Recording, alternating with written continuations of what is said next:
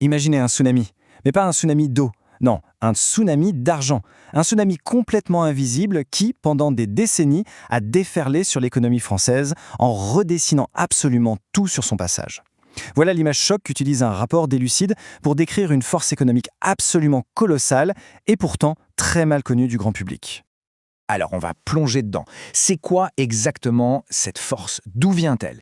Et surtout, quelles sont ses conséquences sur le coût de la vie, sur le prix de l'immobilier, bref, sur l'économie tous les jours? C'est ce qu'on va décortiquer ensemble. Pour y voir clair, on va suivre une feuille de route toute simple, en 5 étapes. D'abord, on va définir les termes pour être sûr qu'on parle bien de la même chose. Ensuite, on regardera les preuves de cette explosion monétaire. Puis, on essaiera d'identifier les coupables, on suivra la piste de l'argent.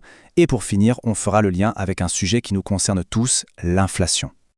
Allez, première étape, juste comprendre de quoi on parle. Avant de voir l'ampleur du phénomène, il faut bien maîtriser le vocabulaire. C'est parti.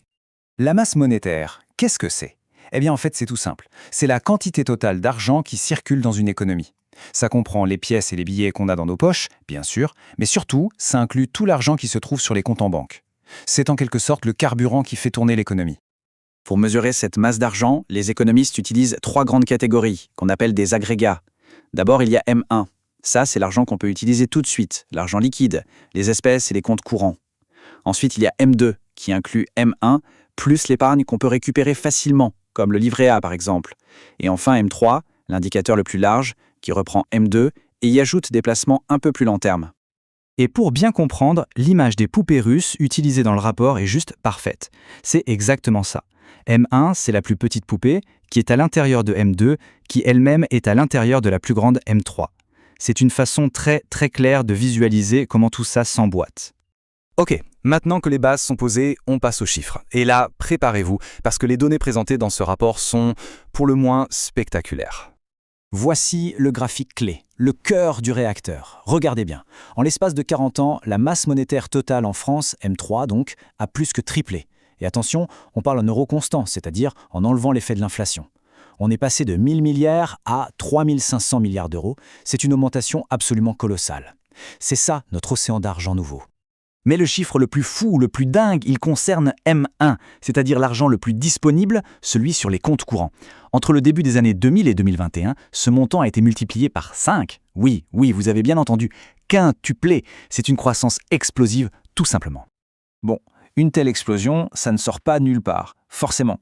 La question c'est, comment est-ce qu'on en est arrivé là? Le rapport identifie 2 moteurs principaux à cette création d'argent massive. Alors quels sont ces 2 moteurs? D'un côté, on a les banques privées qui ont largement financé une bulle immobilière sans précédent, et de l'autre, on a la Banque centrale européenne, la BCE, qui a racheté massivement des actifs financiers. 2 phénomènes qui, en parallèle, ont fait tourner la planche à billets à plein régime. Et ces 2 graphiques illustrent parfaitement cette double dynamique. À gauche, la courbe de la dette immobilière des ménages qui s'envole. À droite, les achats d'actifs de la Banque centrale européenne qui atteignent des sommets vertigineux. Voilà, visuellement, les 2 réacteurs de notre tsunami monétaire. Le premier moteur, c'est donc l'immobilier. À partir de 1997, les banques commerciales ont commencé à accorder de plus en plus de prêts. Et là, il y a un principe fondamental à comprendre. Les crédits font les dépôts. Qu'est-ce que ça veut dire? Simplement que chaque fois qu'une banque accorde un prêt, elle ne puise pas dans l'épargne d'un autre client. Non. Elle crée de la monnaie nouvelle, sortie de nulle part. C'est ce qu'on appelle la création monétaire ex nihilo. Et puis le deuxième moteur prend le relais à partir de 2015 et il est encore plus puissant. Pour faire face aux crises, la Banque centrale européenne lance des programmes géants de ce qu'on appelle le quantitative easing, un nom un peu technique pour dire qu'elle a créé des milliers de milliards d'euros pour racheter les dettes des États. C'est le fameux « quoi qu'il en coûte » qui a littéralement inondé le système financier de liquidité. Des milliers de milliards d'euros créés comme ça. Bon, la question qui vient tout de suite à l'esprit est évidente, mais où est passé tout cet argent? Qui en a vraiment profité au final? On peut poser la question un peu différemment. Est-ce que la plupart des gens ont vu le solde de leur compte en banque être multiplié par 5, comme l'a été l'indicateur M1? Bon, on se doute un peu de la réponse, hein? Elle est non. La conclusion du rapport est sans appel, et je vais la citer directement. Seule une infime minorité d'agents économiques a donc bénéficié de ce flot de monnaie nouvelle. Le contraste est absolument saisissant entre l'immensité des sommes créées et la réalité vécue par la grande majorité de la population. Selon l'analyse du rapport, cet argent a surtout servi à sécuriser le patrimoine des plus riches. Comment? En rachetant la dette publique que ces derniers détenaient, la BCE a en quelque sorte éliminé tout risque pour eux. C'est une illustration, d'après la source, du fameux principe de privatisation des bénéfices et collectivisation des pertes. On arrive maintenant à la dernière partie de cette analyse, les conséquences, parce qu'un tel surplus d'argent ne pouvait évidemment pas rester sans effet sur l'économie réelle. C'était impossible. Le sommet de ce que le rapport n'hésite pas à appeler une orgie monétaire a été atteint en 2020. Tenez-vous bien, rien que pour cette année-là, la masse monétaire a augmenté de 17%. 17%! Et ça, c'est en plus de l'inflation. C'est un chiffre tout simplement vertigineux. Ce double graphique, il est d'une clarté redoutable. En bas, on voit les injections massives d'argent par la BCE, surtout à partir de 2020. Et en haut, qu'est-ce qu'on voit? La courbe de l'inflation qui, après des années de calme plat, décolle comme une fusée et dépasse très largement l'objectif de 2% que la BCE s'était elle-même fixé.